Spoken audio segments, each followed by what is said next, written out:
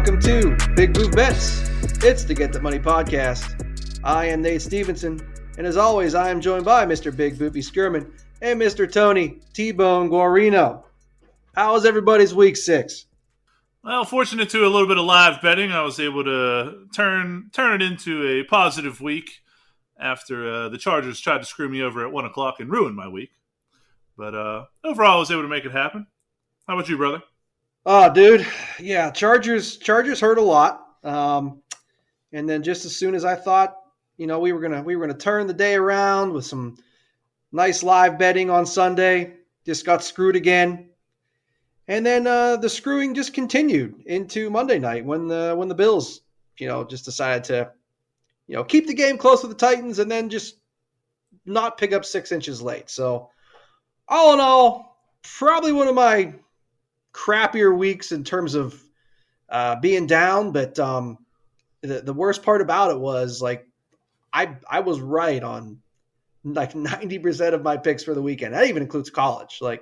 It was so close to a monster weekend, but yet so frustrating in that being that close, but yet actually being probably down more than I've been in a while for 1 week, that is. How about you, Tone? What happened to you? The Chargers are trash. Sell the franchise. Josh Allen's a hack. Washed up. Cut him. Gotta sign Cam now. You know what? We just need to have an asteroid level event come right at the U.S. because we got to cover from San Diego to Buffalo in one natural disaster here. But I digress. Not much to dwell on. So, Boof, why don't you recap those locks from last week? Well, locks went 2-4. The stinking Chargers accounted for 3 of the losses. But anyway, we had the Bucks and Chiefs in a 6-point teaser, both at -1 that hit, and the Cowboys at -4 in an overtime thriller that also hit. And then, like I said, we had the Chargers plus 3.5, Chargers and Chiefs in a teaser, Chargers and Bucks in a teaser. All 3 of those lost. And like Nate said, we had the Bills -5.5 on Monday night, which was looking good for a little bit until it wasn't, and that also lost. All right. Well, like I said, not much to dwell on, so let's just head right into Week 7. We'll start things off with the Denver Broncos at the Cleveland Browns. The Broncos are getting 3 here, and your over-under is 42.5. I like the Denver side of this. If you're able to get them at plus 3.5, that's awesome. It was a little higher earlier in the week. But if you can still get them over plus anything over plus 3, I definitely like the Denver side of it. Cleveland is missing both starting tackles. We'll see if they're able to go on Thursday, but that's a short week. And a lot of times teams will use that as kind of a mini bye. So especially anybody that's kind of iffy on the injury front, they like to leave them out so that they get another 10 days of rest before the following game.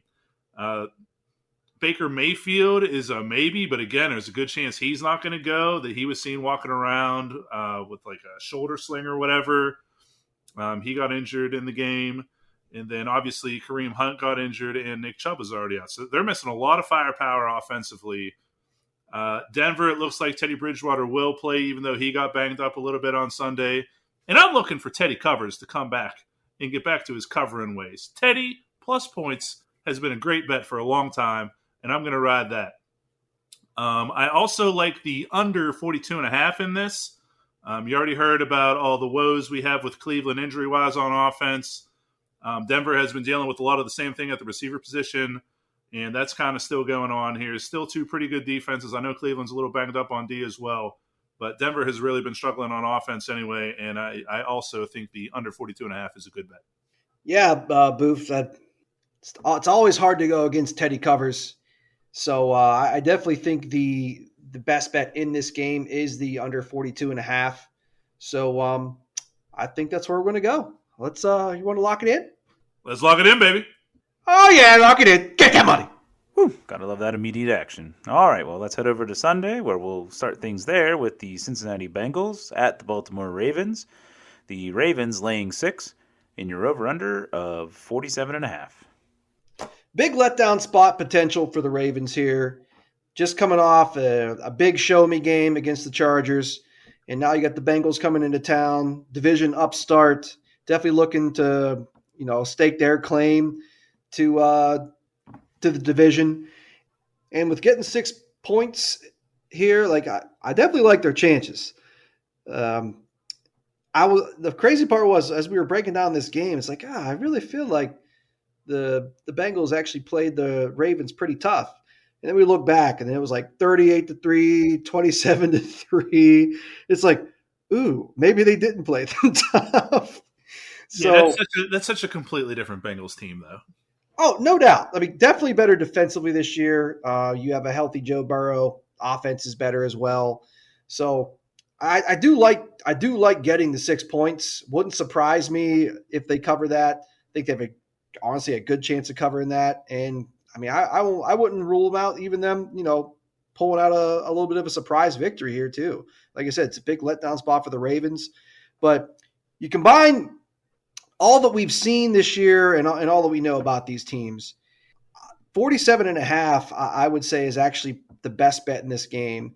You have a better Bengals defense than previous year. The Ravens obviously normally have a pretty good defense, and even if an unlikely blowout were to occur, I still think it stays under the number. It happened last week against the Chargers. It happened last year in both games against the Bengals when they were much worse. So I think under 47.5 is a pretty safe way to bet this game, no matter how it plays out. I hear you on the under. I am on board with that. Cincinnati, since week one, all 5 of their games have gone under this number. And the Ravens are 3-3 as far as going under this number. Now, their 3 games that went over were against the Raiders, which went to overtime, the Chiefs, and then the Colts, which also went to overtime. So 2 overtime games, and the Chiefs, who can't stop anybody. So I'm on board with the under as well. I do think this is going to be a tight game. I think, for me, this should be closer to a pick'em kind of game because I do think Cincinnati is on par with Baltimore, and 6 points to me is just way too much. So I am on board with the +6. I think maybe you wait and maybe you get a better number because this was at 6.5 earlier, and you got a lot of Lamar Jackson homeboys out there that might bet this up for us. So I'm going to be greedy and wait for even as high as a +7. And I'll wait and see on that one throughout the week. But the under 47.5, Nate, what do you say? Lock it in? I will lock it in. And before we get to that, just a little extra, pro tip for the people and, sharing the love with my good friend here. Bengals +8.5 and under 55.5. Good old parlay number 5 in the parlay section on FanDuel is even money. So, I mean, you're getting over a touchdown and under 55.5 points there. I think that's a pretty solid bet as well. What do you say about that, Chief? We love that. We love that. Nice. I thought you'd like that. But yeah, like you said, let's lock that under in, baby, and get that money.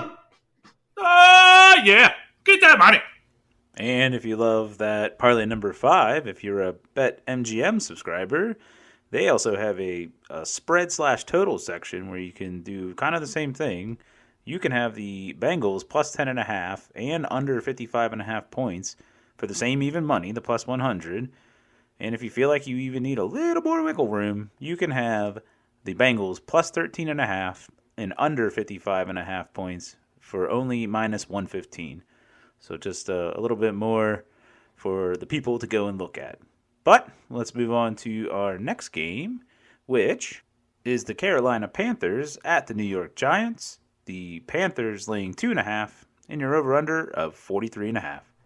I like the Panthers here. I know they have struggled a little bit lately, but a lot of times in betting, it is more about betting against a crappy team than it is on betting for the team that you're actually taking.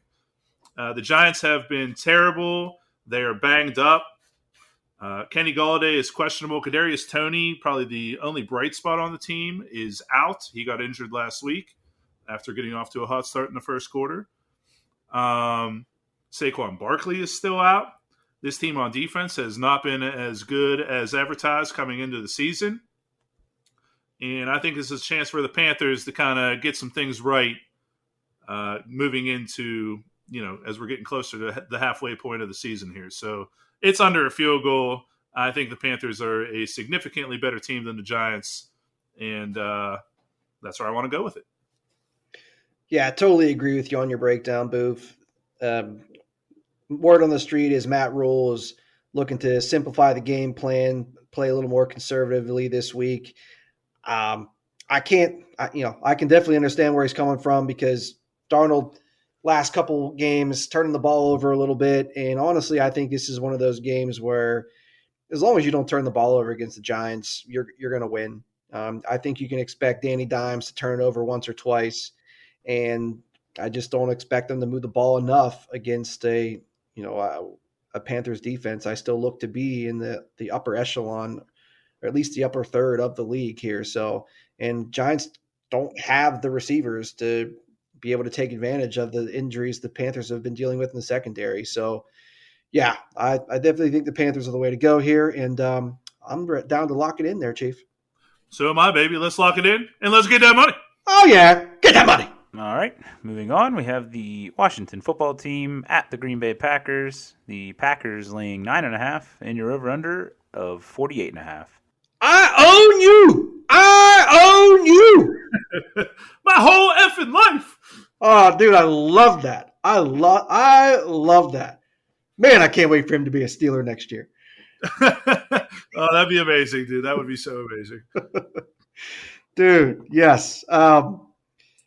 Yeah, man, Pack coming back home. You know the fans are going to be showing him the love for that one. And we got the football team going on the road after a 17-point loss to the Chiefs.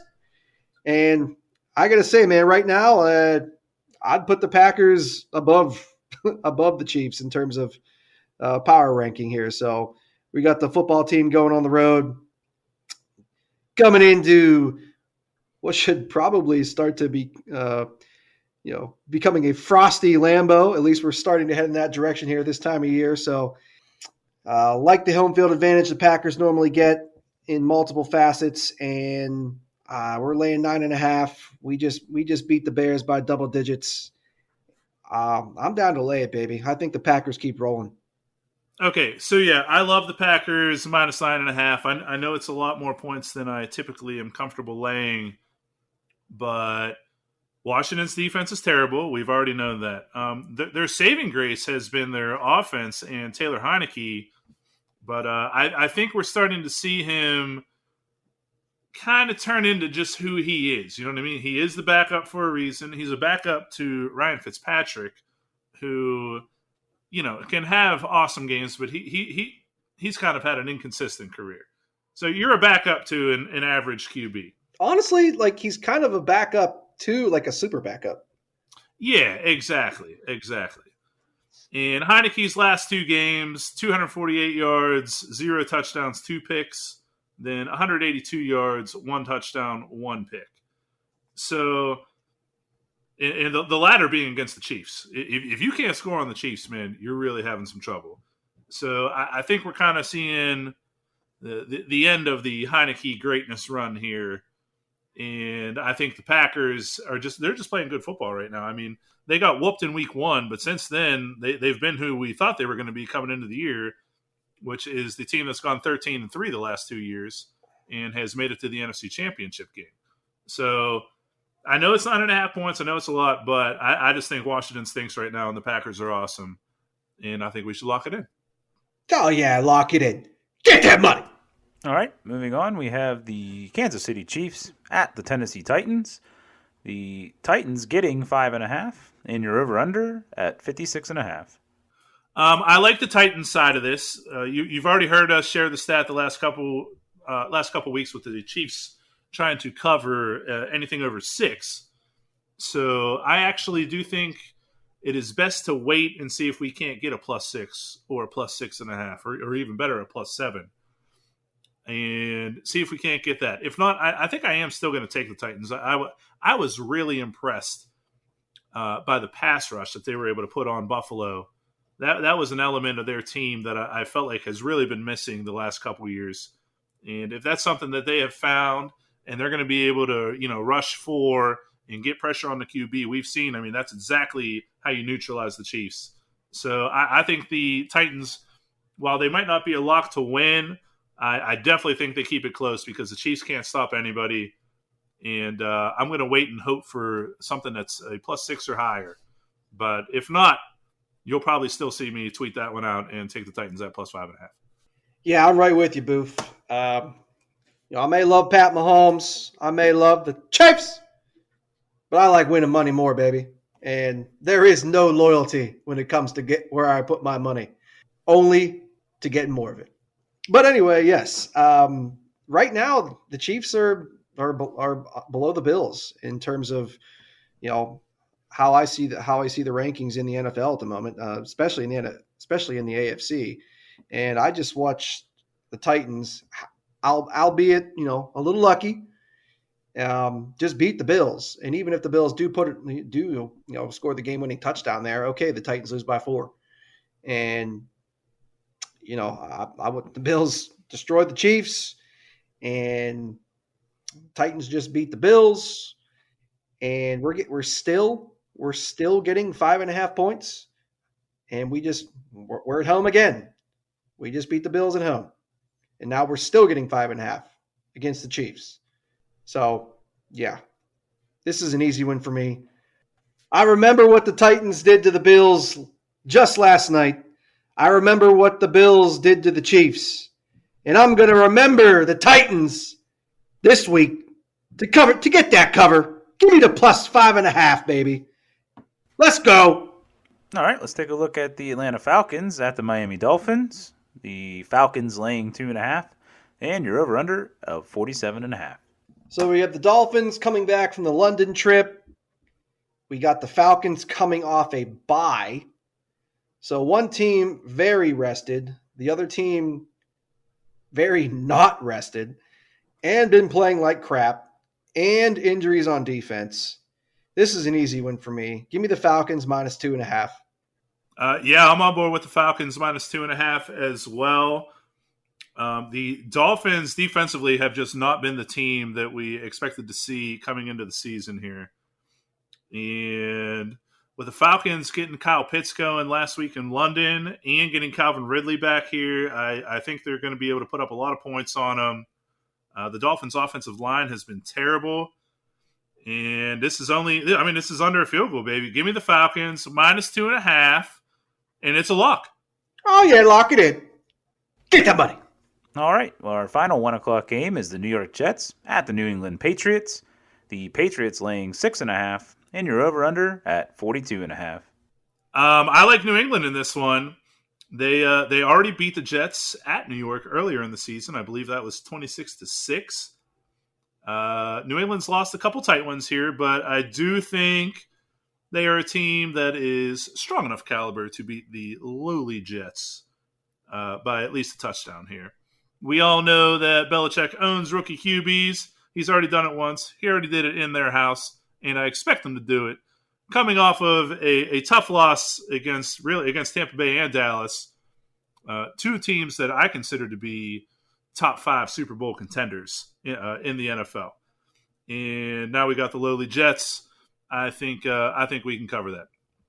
I also like them as a teaser leg, and you could take them with any of your favorites between them, Philly at +3, the Colts at +3.5, the Saints at -5.5. If Green Bay were to come down to 8.5, you could go with them. Who else would be good here? I would take them with Denver. You could get them over a touchdown. Titans. And that's why I was saving them for last, because I know we already talked about it. And some folks don't like to do this, but we're going to do it. You can also take them with the Titans here. But I am going to actually exercise a little bit of caution, Nate. Since we're waiting on the line to get a little better, I say we also wait on the teaser and see if we can't get it better for the teaser as well. So going to be waiting to see on the Titans and Patriots teaser. And that's where I'm going with it. So I like Patriots -6.5 and look to tease them with any of those options, especially the Titans if we get a better number. I feel you on that. On all that. On FanDuel, if you're looking to increase your odds a little bit, New England to win in under 50.5 points -140. New England -5.5 and under 50.5 points +120. So I really definitely, like that one. yeah, definitely two options there based on just what we think of these teams, and then we've seen this story before earlier in the season. Patriots won, easily covered, easily under. Both of those, the under 57, I'm sorry, the under 50 and a half. So, yeah, this is an easy one for me. I think the Patriots easily take care of business again. So, yeah, 6.5. I love it. Let's lock it in and get that money. And just as before, if you are a BetMGM subscriber, the spread total parlay offer over there is even slightly sweeter with the Patriots at minus 3.5, not 5.5, and under 50.5 points, so same total, at a plus 115. So a little bit lower, plus 120 on FanDuel, plus 115, but you do get the 3.5 over the 5.5. All right, well, let's move on into the 4 o'clock hour, where we'll start things off there with the Detroit Lions at the Los Angeles Rams. The Rams laying 14 in your over-under at 50.5. This is this is just a clay city game for me. You have the Lions coming to Los Angeles, facing their old quarterback. Honestly, I don't really think this is there's much of a revenge angle per se with Stafford, but at the same time, I just expect him to just absolutely annihilate the Lions. The Rams just have the ability in coaching, in personnel, to just completely take advantage of the Lions where they're the worst at, and that's their secondary. Offensively for the Lions, you have Jared Goff coming back home. Even though he may want revenge, it's not going to happen. And if he tries to be more aggressive because he wants it, I think that's only going to work to his detriment. That Rams defense finally doesn't have to worry about the red jersey anymore. And I think guys just like Aaron Donald and Jalen Ramsey are just licking their chops. We're laying 2 touchdowns here. I think you can lay 3 touchdowns here and not have to worry about too much. I just think the Rams roll in every way. And yeah, I know it's a lot of points, but I don't care. Give me the Rams. Yeah, Nate, I see it the same way. I really think this is going to be a full-on beatdown. Sean McVay hasn't exactly come out and said it, but by the way they have run their organization here, you can kind of see Jared Goff as the scapegoat for their poor performance in the Super Bowl 2 years ago and their underachieving performance last season as a team.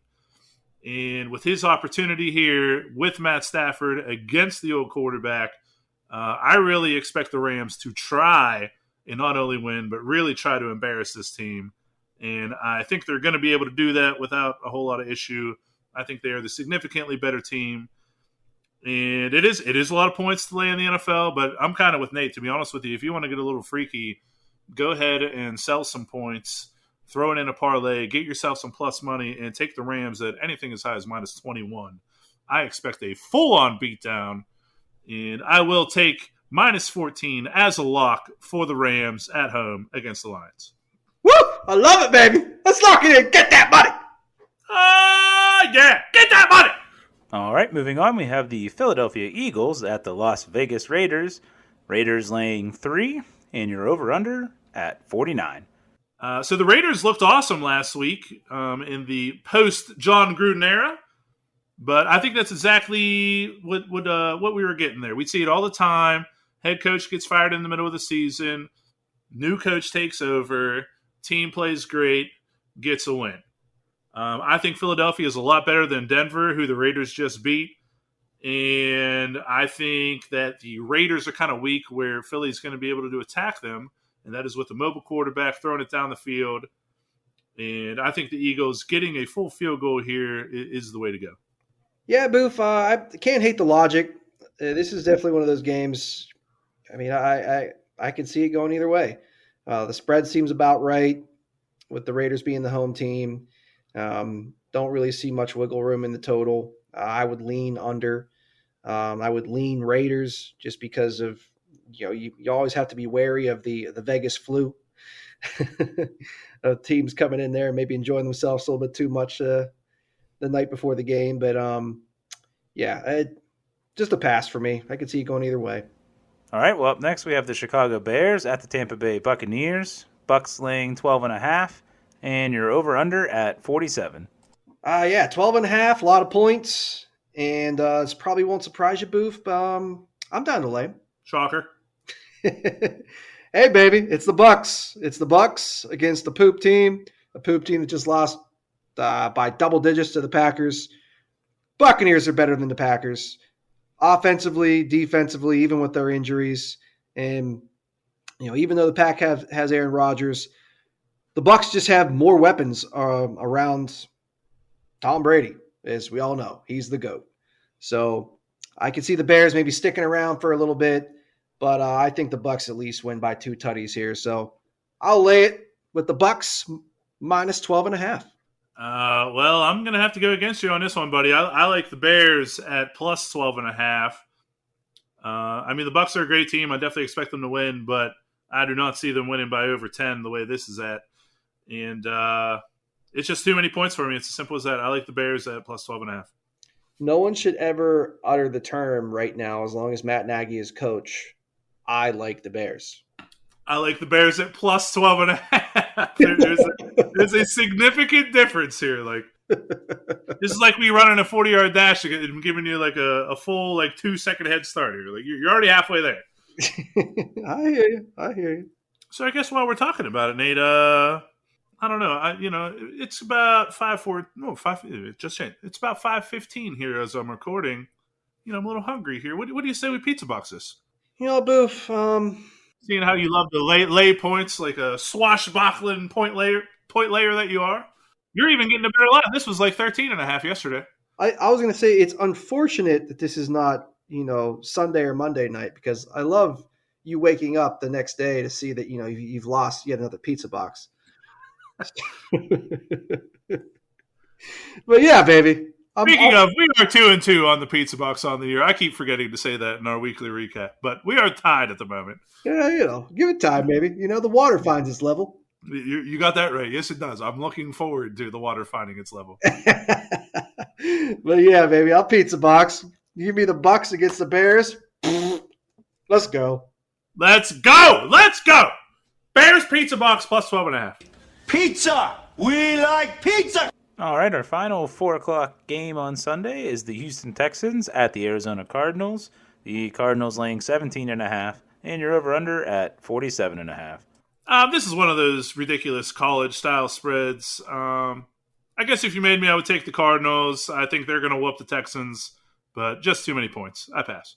Like, knee-jerk reaction, it's like, the Cardinals are going to win. They're going to clay them, all this stuff. I mean, and honestly, that's probably going to happen. But the Cardinals were losing to the Jacksonville Jaguars at halftime when they played them. Like, they do seem to play down to their opponent a little bit.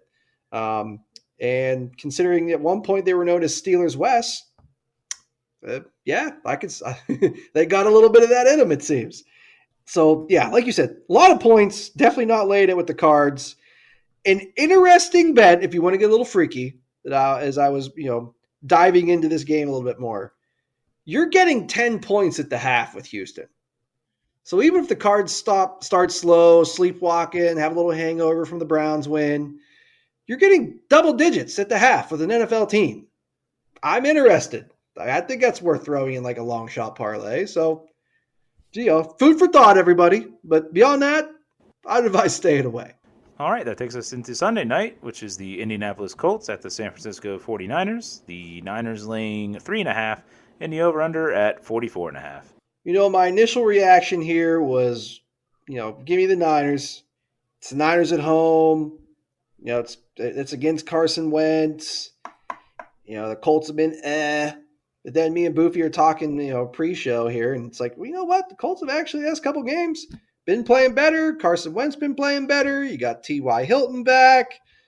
Niners, injuries in the secondary. George Kittle on IR. Jimmy Garoppolo, first game back after injury. We all know how brittle he is. So, who knows if he's 100% yet. And even if he goes down, Trey Lance is going to be out for the game. So, 3.5 points. I think I like the Colts. Give me the points with the Colts. Obviously, I'm with you on that. You kind of already explained that. In our season win total episodes, we talked about Jameis Winston and Carson Wentz kind of probably being the two most influential guys as far as are you going to go way under the total or way over the total kind of people here. And while the Colts are not just out here winning every game, Carson Wentz quietly the last 3 games has put up 228 yards with 2 touchdowns and no interceptions, 402 yards with 2 touchdowns and no interceptions, and 223 yards with 2 touchdowns and no interceptions. 2 of those games they won. The other one was the Baltimore game, the 400-yard game, where they lost, and I believe that was in overtime, and they blew like an 18-point lead or whatever. Beyond that, Carson Wentz actually only has 1 interception on the season. So he's been pretty good this year. They've been a little bit banged up on front, but they're getting healthier. Like Nate said, T.Y. Hilton came back. He caught all 4 targets that went his way this past week. And the Colts have just looked good recently. And beyond that, I just feel like the 49ers have been very overrated all season. And they're banged up, like Nate said. Give me the Colts. I like them to win. You're going to give me over a field goal. I'm locking that in. Colts plus 3.5. Oh, yeah, lock it in. Get that money. All right, that takes us to the final game for Week 7. This is our Monday Night Football matchup, which is the New Orleans Saints at the Seattle Seahawks. The Saints laying 5 and the over-under at 43. Well, I thought Seattle looked pretty terrible against the Steelers. Now, I have to confess, I only saw the first half. Apparently, they were able to run the ball a little bit in the second half. I don't think the Saints will just allow that. I think the Saints will adjust as needed to take away the run. And despite having some talented wide receivers, Geno Smith isn't good enough to get it done. This number has gone up a little bit, but I'm still comfortable with it at 5. Give me the Saints minus 5, and it is our last lock of the week, as long as Nate is down. Spoiler alert. Yeah, Boof, jumping the gun a little bit, but yes, I am down to lock the Saints in with you. The loss of Dangerous for the Seahawks is just too much to overcome. Their defense still isn't that great, and their offense without Russell Wilson is just not the same. The teams don't have to respect him, therefore they can key in on the run, which already isn't that great to begin with. When you're not performing very well at home, it seems to take the fans out of the game a little bit. So, I don't expect the crowd to be as much of a factor at home here for the Seahawks as they normally are, which, by the way, it's all because of the stadium anyway. They're not even that better. They're not even better than anybody else. I don't even like that. That's a manufactured home field advantage. Mini rant over. Anyway, yeah, Seahawks ain't that great. Let's go with the Saints. Let's lock it in and get that money. Yeah, get that money. I did not see that lock coming. All right, that does it for Week 7. So, Boof, why don't you give us the rundown? Well, yeah, guys, you probably thought with all these teams on bye that we weren't going to have a whole lot of action for you. But as of right now, we have 9 locks, and I do expect more to come. But the 9 that we have right now, we have the Browns and Broncos on Thursday night, under 42.5. Bengals and Ravens, under 47.5. Panthers, minus 2.5. Packers, minus 9.5. Falcons, minus 2.5. Patriots, minus 6.5. Colts, plus 3.5. Rams, minus 14. And the Saints, minus 5. And despite the Chargers screwing everything up last week, I am ready for some killer parlays for the people here, Nate. Oh, me too, baby. Parlays for the people. Unfortunately, hit a little bit of a cold spell, but ebbs and flows of the season. So we're looking to heat it back up this week here. We got several options for y'all. So hopefully you guys love this buffet of parlays. No retirement parlay this week, unfortunately, with the lack of games and all the buys. So sorry for that. But the longest odds one we're going to start with here is a 12-legger for plus 25, 645. So $10, still win you over 25 hundo. And we're going to go Raiders, Eagles under 56.5. Broncos, Browns under 48.5. Bengals, Ravens under 53.5. Combo money line, combo spread, and total parlay for the Panthers, laying a 0.5 point in under 51.5. Again, that's on the FanDuel section. If you're using another book, then just take the Panthers money line or minus 2.5 or 3, whatever you're feeling. But anyway, continuing here, we're going Green Bay minus 6.5, Tennessee plus 8.5, the Pats minus 6.5, Rams minus 13.5, Tampa Bay minus 6.5, Indianapolis plus 8.5, Atlanta money line, and New Orleans money line. Again, that was 12 legs for plus 25, 645 on the odds.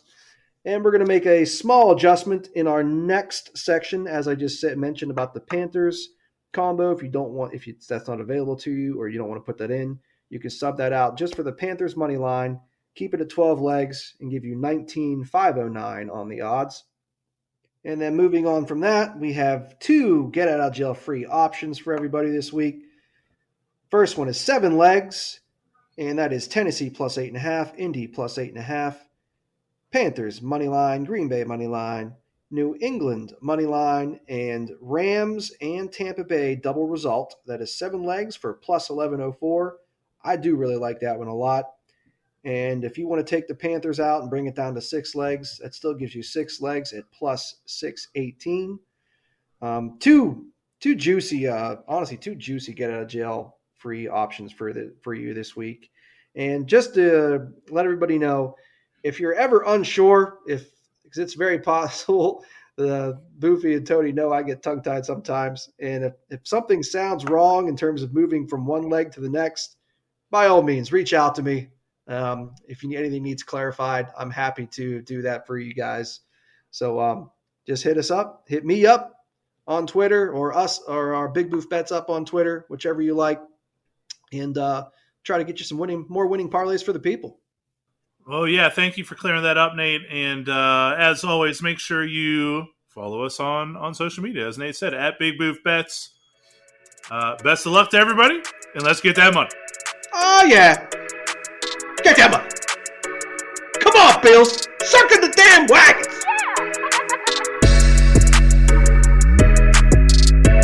Damn Chargers.